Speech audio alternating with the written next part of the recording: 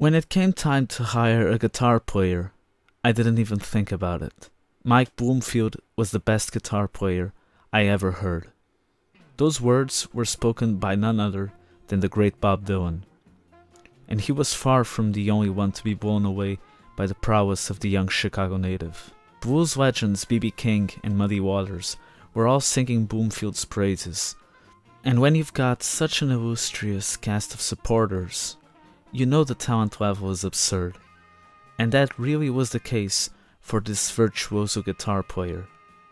But like many musical icons before and since, his own choices hindered his career massively, cutting his life short at the age of 37, leaving behind a musical catalog that could make the greatest guitarists of all time envious. So let's explore the highs and the lows in the life of one of the most forgotten and talented blues musicians of all time.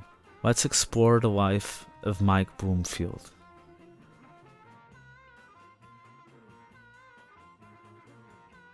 Michael Bloomfield was born on July 28, 1943, in Chicago, Illinois, to parents Harold Bloomfield and Dorothy Schinderman Bloomfield. He was the eldest of two children, with his younger brother Alan being around 2 years his junior. His family was very well off, due to his father who, together with his brother, co-owned a food service equipment business. In an interview at the Newport Folk Festival in the mid-60s, Bloomfield had the following to say about his childhood. "I'm not born to the blues. It's not in my blood, in my roots or my family. I'm Jewish. I've been Jewish for years. I'm not Son House. I haven't been pissed on or stepped on or shitted on like he has. I haven't gone through that. Man, my father's a multi-millionaire. I lived a rich, fat, happy life. I had a big bar mitzvah, you know?" In spite of their good financial circumstances, the Bloomfields moved around quite a bit within Chicago, settling in Melrose Avenue for a while. According to biographer David Dan, while living in Melrose, Bloomfield interacted with a lot of different cultures, the most influential one being the African American culture. Blues and soul could be heard on street corners and emanating from nearby shops, cultivating the first seeds of what was to come. However, when Bloomfield was 12 years old, his parents decided that their sons needed to go to better schools, and so they moved to Glencoe, an upscale bedroom community of stately homes and green lawns on Lake Michigan's North Shore. Bloomfield did not fit into Glencoe at all.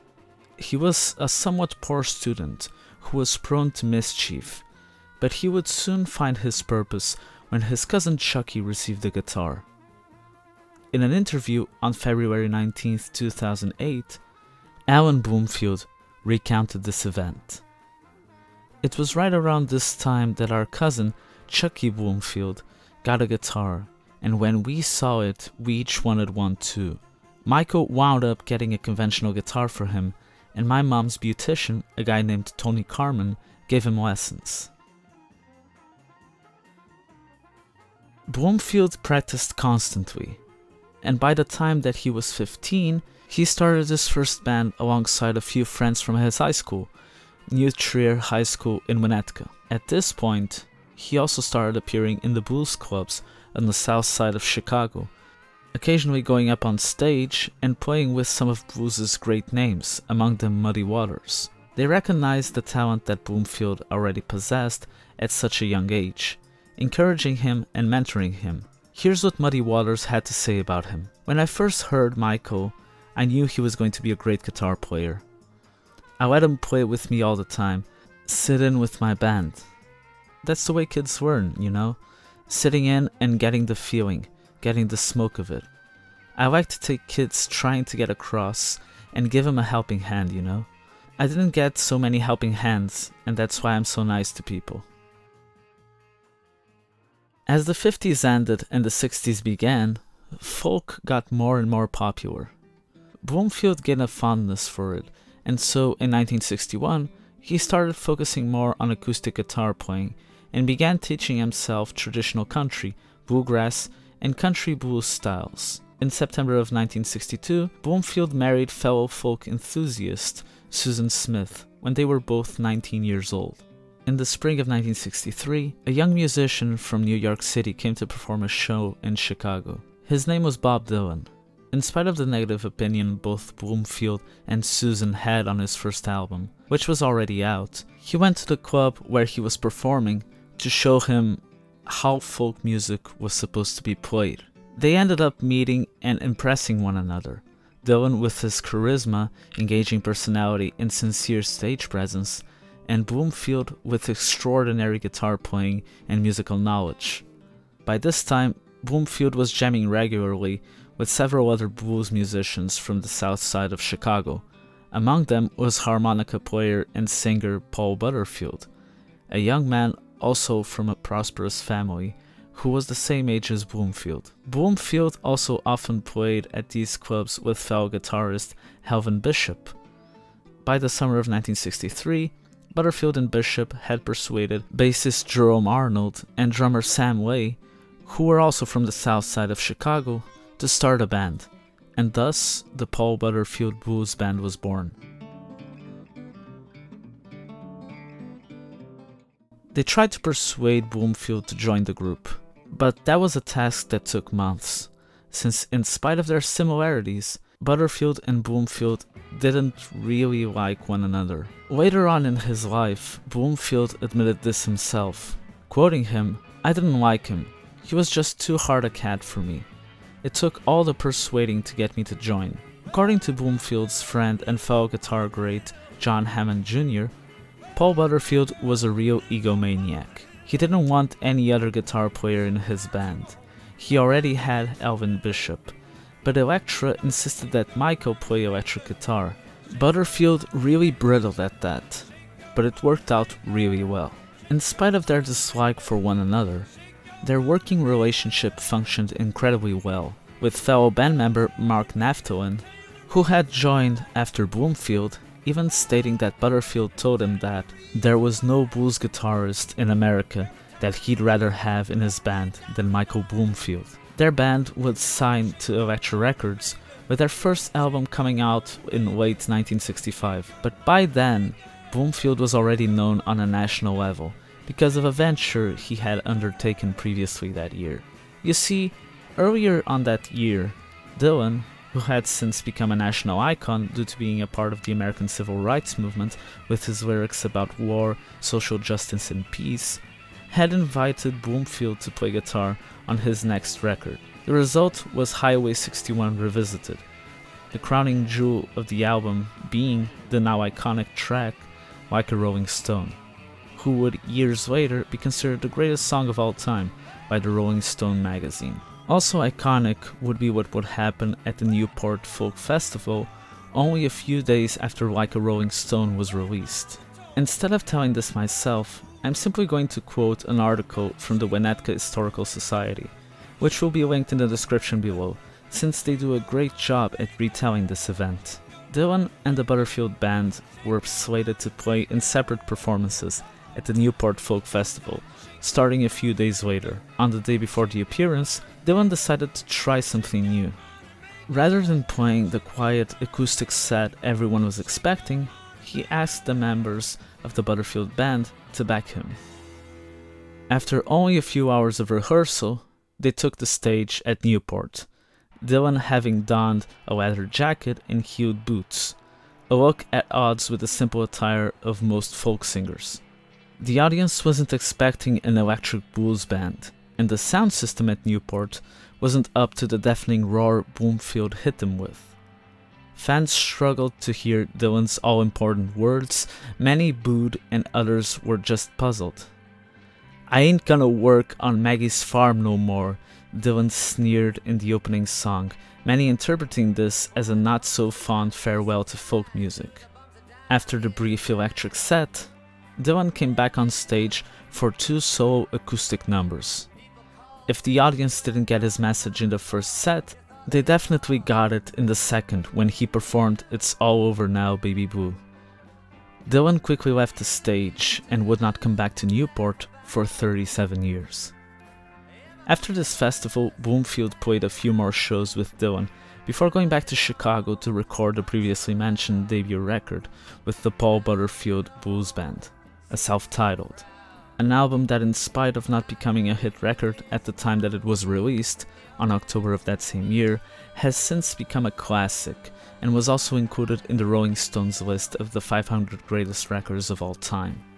In the following year of 1966, he would get to meet and play with two other greats. In the summer, he would play with the then unknown Jimmy James, a guitarist who later changed his stage name, becoming known in the history books as none other than Jimi Hendrix. Bloomfield jammed with him a few times, declaring that Hendrix was way better than he was. A few months later, the Butterfield band went on a tour of Great Britain, receiving a warm welcome from the British audience.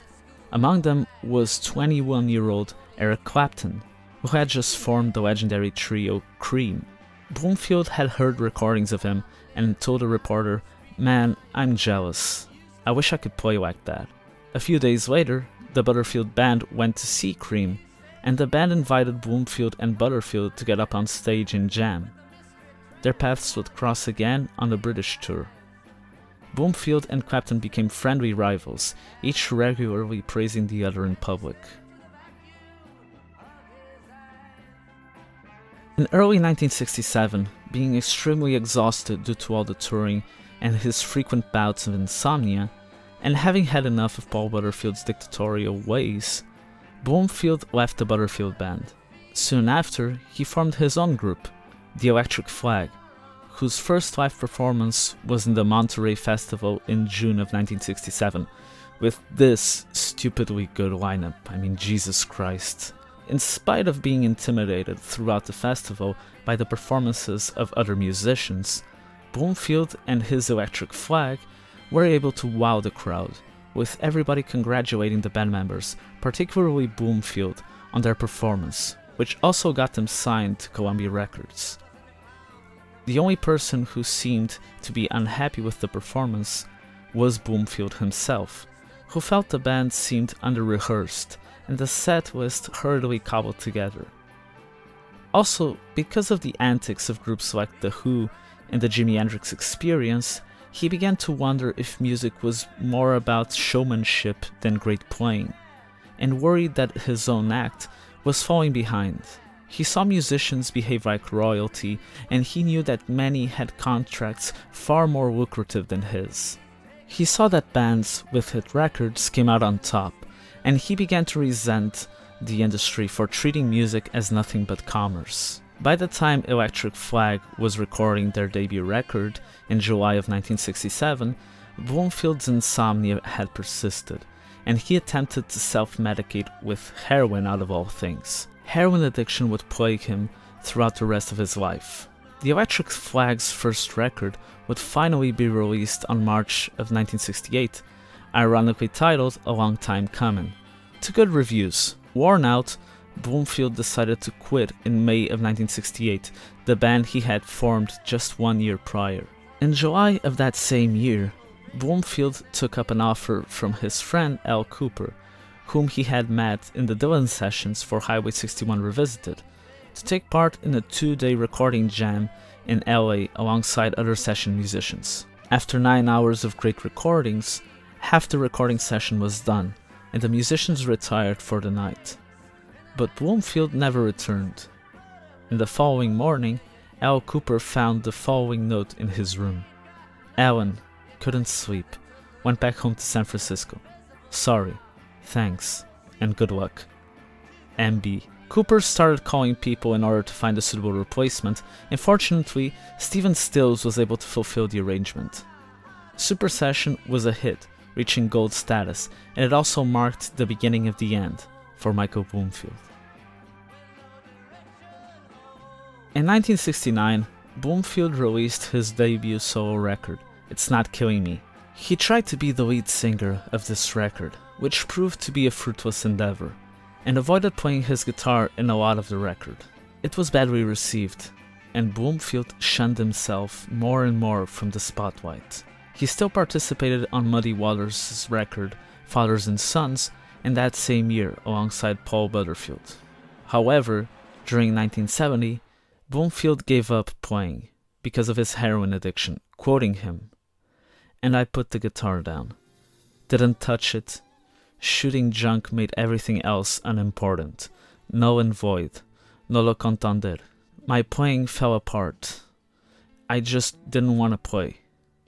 Throughout the early 70s, there were a few reunions of the Paul Butterfield Band and of the Electric Flag, but they were short-lived. A few years later, in 1973, he began performing again in several cities throughout the US, and he slowly started building the desire to release a second solo record. In the following year, he began work on said record, composing a few songs, but unfortunately, Columbia was hesitant in giving him another project after the failure that was It's Not Killing Me, and so it went nowhere. Also, in 1974, the IRS informed the guitarist that he owed a substantial amount in unpaid taxes and penalties from the years 1968 to 1972. In those chaotic years, when Bloomfield had been between bands and managers, the guitarist had let the business end of things slide. And now he had to come up with a substantial amount of cash to make good on the debt. However, after a couple of months of reunion shows with the Electric Flag, he returned to touring with local musicians in the Bay Area. Throughout the mid to late 70s, Bloomfield would occasionally play with several artists, either on gigs or on recording sessions. He joined the short-lived band KGB in 1975, recording one album with them before leaving. Bloomfield also self-produced his second solo record alongside his friend Norman Dayron. It was called If You Love These Blues, Play 'Em As You Please, and it was released on December of 1976. It was nominated for a Grammy in the Best Traditional Recording category. He would record a few more records throughout the late 70s. His behavior at this point was becoming increasingly erratic due to his drug abuse. He would still perform with Bob Dylan one last time at the Warfield Theatre on November 18, 1980. That would be the last time the two musicians would play together. On February 15, 1981, Bloomfield went to a party in San Francisco by himself and was given some sort of drug that caused him to overdose. In an effort to revive him, his hosts injected him with cocaine, and when that failed, he was taken out to his car and driven to a side street where he was left to die. He passed away that night at age 37. Michael Bloomfield was a prodigy and rock star of the 1960s. He got to play on some of the best albums of all time, and with some of the greatest rock stars of all time, earning the respect and admiration of each and every one of them. But above all else, Michael Bloomfield was a man that was in love with music itself, and with the blues that conquered his soul ever since he was a little boy. And that was his problem. He only loved the musical aspect and loathed everything that came with a rock star lifestyle, and when he became a rock star, he didn't quite know how to handle it. Like Bob Sarle, the film director for the documentary Sweet Blues, a film about Michael Bloomfield, stated, Michael didn't really want to be a rock star. He was really into the music. When he found himself in the rock star treadmill, he would just escape it. Until the end of his life, even if his demons were too much to handle, when it came to music, his devotion and what he put into his music were undisputed. I would like to end this video with the words of one of Bloomfield's biggest influences, Buddy Guy. Every once in a while, some journalist would look at me and say, "You know, I don't think a white person can play the blues, because they haven't lived through that." And I'd say, "Man, that's a learning experience. Mike Bloomfield is playing more blues than I am." If you listen to people like that, you'd stop asking stupid questions about whether they can play the blues or not. Mike was the tops, one of the very best. And that's it for this video. There was so much to cover in this story that if I were to detail every event that Bloomfield partook on, the runtime of this video would be well over an hour. So if you're interested in more details surrounding his story, I would suggest reading the articles that I've listed in the description of this video. Thank you so much for watching. My name is Joe Fiki, and I'll see you later with another video. Bye bye.